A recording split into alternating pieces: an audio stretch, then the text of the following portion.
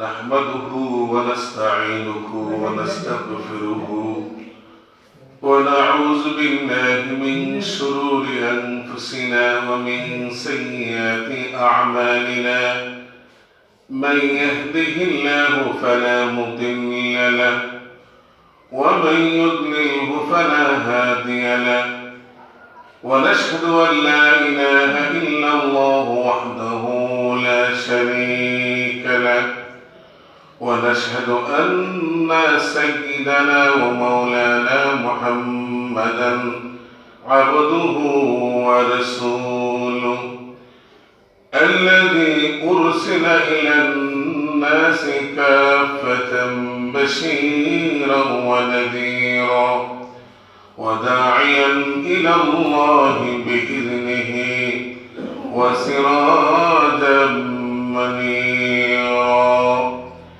أما بعد فقد قال الله تبارك وتعالى في كلامه المجيد وفرقانه الحميد أعوذ بالله من الشيطان الرجيم بسم الله الرحمن الرحيم كنتم خير أمة أخرجت للناس تأمرون بالمعروف وتنهون عن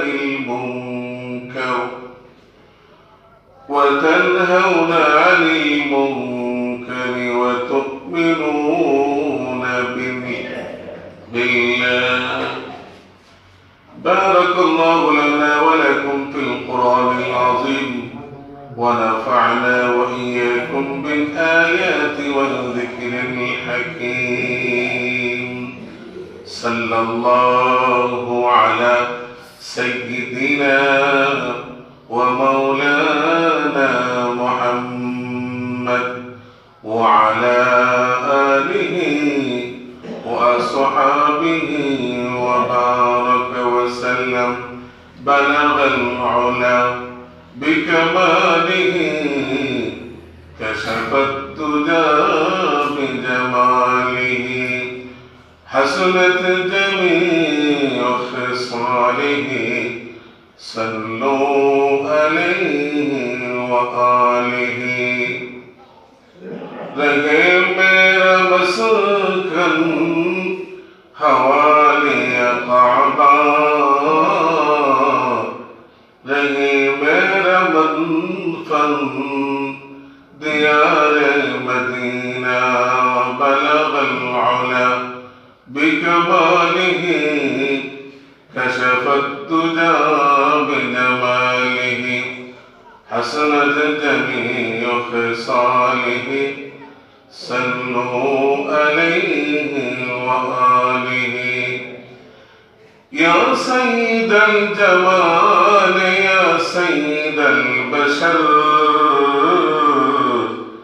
من وجهك المنير لقد نور القمر بشكل بلغ العلا بكماله كشف الدجى بجماله حسنت جميع خصاله صلوا عليه وآله. لا إله إلا الله لا إله إلا الله لا إله إلا الله محمد رسول الله.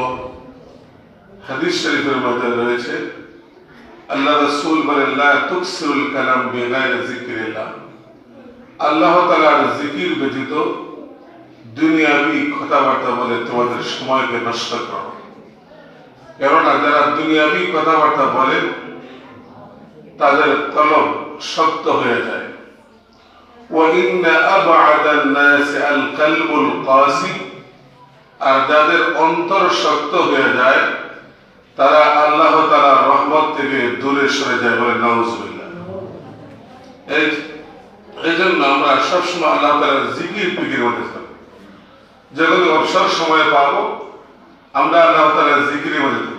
বুখারী শরীফের হাদিস মধ্যে আছে, হযরত আবু হুরায়রা রাদিয়াল্লাহু তাআলা আনহু থেকে বলেন, তিনি বলেন,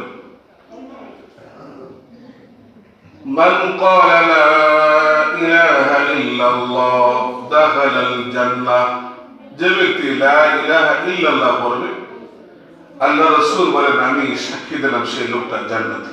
সুবহানাল্লাহ। আমরা তাসবিহ তাহলিল করব। হাদিস শরীফে বলেছে যারা পড়বে সুবহানাল্লাহি ওয়া বিহামদিহি, একটু পড়েন আমার সাথে, সুবহানাল্লাহি ওয়া বিহামদিহি, এতটুকু পর্যন্ত এক বর্ণনা আছে যারা পড়বে ফি ইয়াউমিন মিয়াতা মাররা, দৈনিক 100 বার পড়বে। কবার? 100 বার। সুবহানাল্লাহি ওয়া বিহামদিহি, এই তাসবিহ আর যদি 100 বার যদি পড়ে খুত্তাত খাতায়াহু ওয়া ইন কানাত মিসলা জাবাদিল বাহর, রাওয়াহুল বুখারী। বুখারী শরীফের বর্ণনার মধ্যে আসে যে কোন আল্লাহর বান্দা, আল্লাহর বান্দি যদি দৈনিক 100 বার যদি শুধু এই কালিমা কান পড়ে সুবহানাল্লাহি ওয়া বিহামদিহি, তাহলে তার গুনাহ যদি সমুদ্রের পেরা পরিমাণও থাকে আল্লাহ পাক রব্বুল আলামিন তার গুনাহগুলো মাফ করে দেবেন। এই জন্য আমরা সময়কে অযথা কাটাবো না, সময় পাইলে সুবহানাল্লাহি ওয়া বিহামদিহি সুবহানাল্লাহিল আযীম পড়ব। আমাদের দুনিয়া এবং আখিরাতেরও লাভ।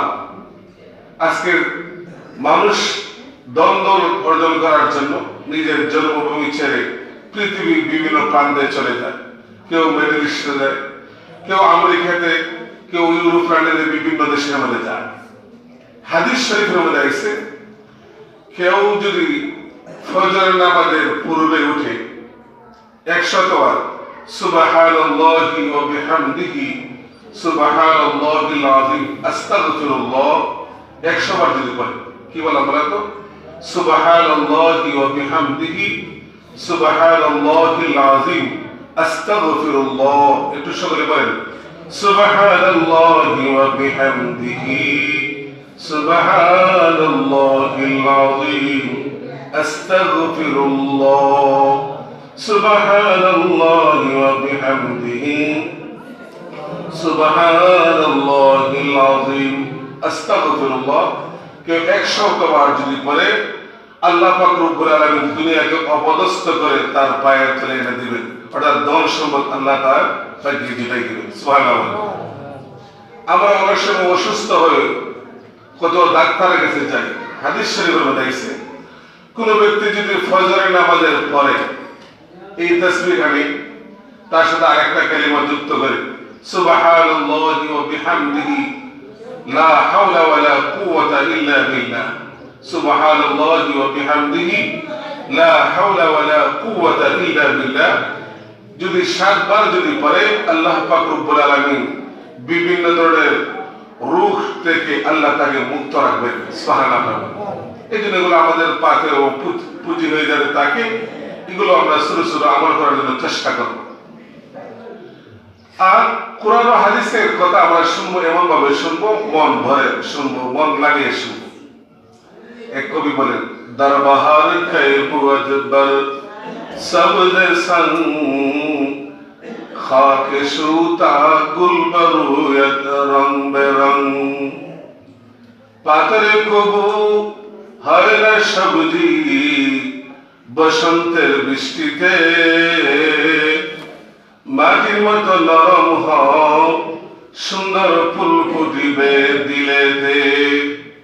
তোমার দিলটা নরম করে বসো, দিল থেকে অহংকার দূর করে দাও, দিল থেকে হিংসা বিদ্বেষ দূর করে দাও, তোমার মনটা নরম করো। কারণ শক্ত জমিনের মধ্যে, পাথরের মধ্যে ফল ফসল উৎপন্ন হয় না। উর্বর শক্তির জন্য উর্বর মাটির মধ্যে যেরকম ভাবে ফসল আদি উৎপন্ন হয়, যাদের অন্তরটা আল্লাহ নরম করে দেন, কোরআন ও হাদিসের জন্য যারা উর্বর করে দেন আল্লাহ, তাদের অন্তরের মধ্যে আল্লাহ পাক রব্বুল আলামিনের জায়গা হয় এবং তাদের অন্তরের মধ্যে কোরআন হাদিসের বিধান মানার মতো আল্লাহ যোগ্যতা আল্লাহ তৈরি করে দেন। এই জন্য আমরা সবসময় আল্লাহ তাআলার জিকির বিনিময়ে তাকবীর ইনশাআল্লাহ। সংক্ষিপ্ত স্বরে আপনাদের সম্মুখে আমি একটা আয়াতে কারিমা তেলাওয়াত করেছিলাম। আল্লাহ তাআলা বলেন, কুনতুম খায়রা উম্মাতিন উখরিজাত লিন-নাসি তা'মুরুনা বিল মা'রুফ। আল্লাহ পাক বলেন, তোমরা বেহতর উম্মত, তোমরা সর্বশ্রেষ্ঠ জাতি, তোমরা সর্বশ্রেষ্ঠ উম্মত। কেন? তোমাদেরকে বের করা হয়েছে উখরিজাত লিন-নাস, মানুষের কল্যাণের জন্য। তা'মুরুনা বিল মা'রুফি, তোমরা মানুষকে সৎ কাজের আদেশ দিবে এবং অসৎ কাজ থেকে বাধা প্রদান করবে। ওয়া তু'মিনুনা বিল্লাহ, এবং তোমরা আল্লাহ তাআলার উপর ঈমান রাখবে। এই আয়াতের মধ্যে দেখুন, আমি সংক্ষেপে দুইটা কথা বলবো, কথা লম্বা করবো না, আপনারা হতাশা হবেন না।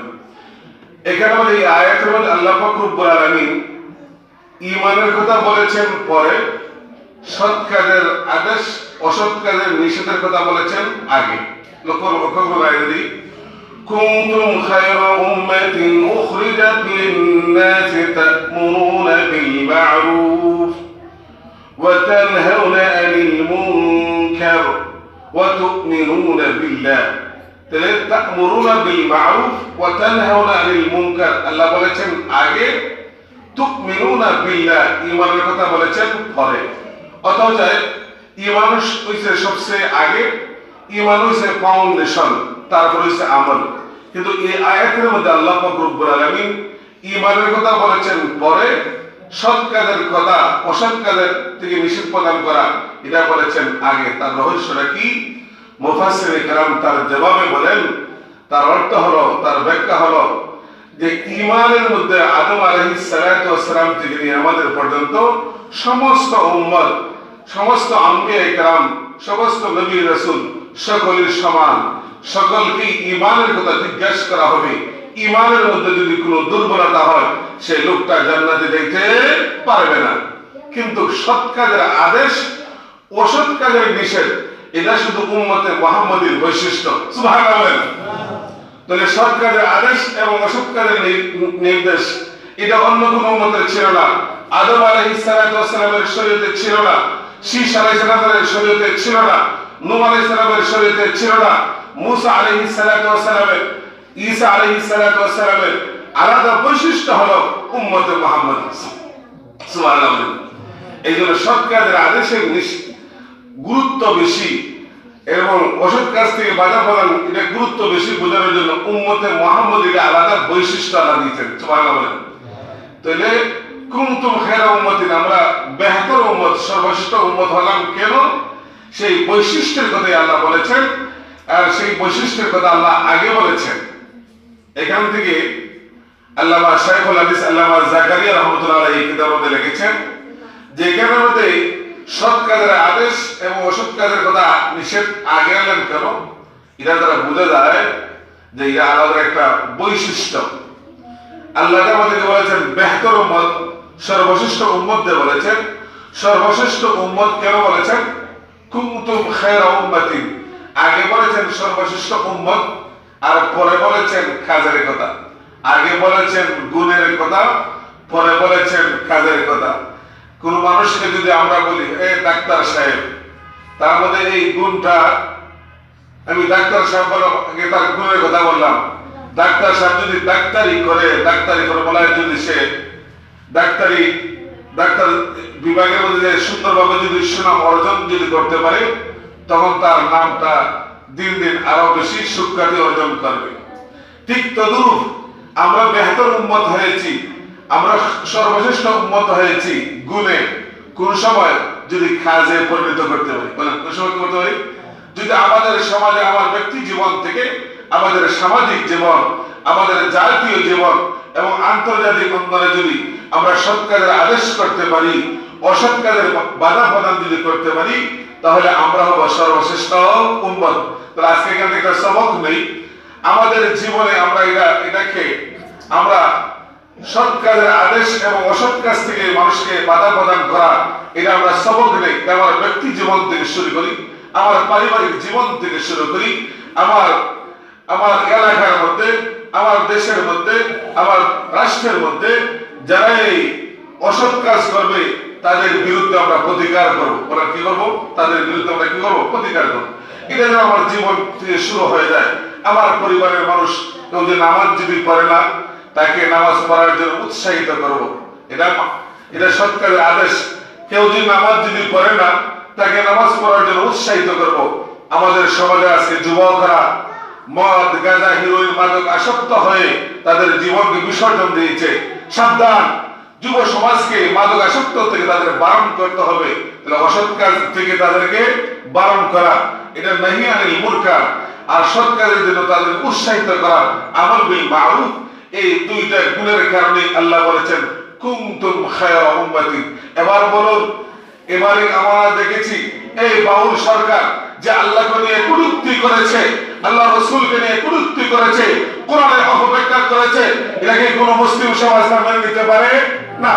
আমাদের 92% মুসলমানের দেশে আল্লাহকে নিয়ে কটূক্তি করবে, কোরআনের অপব্যাখ্যা করবে, এই দেশের তাওহীদি জনতা কখনো তা মেনে নিতে পারে না। কথা বলেন ঠিক কি না? আল্লাহ পাক রব্বুল আলামিন আমাদের যুবকদেরকে উৎসাহিত করুক সরকারের আদেশের জন্য, অসৎ কাজকে বাধা প্রদান করার জন্য। আজকে আল্লাহ রাব্বুল আলামিন তাওহীদি জনতাকে জাগাই দিয়েছেন।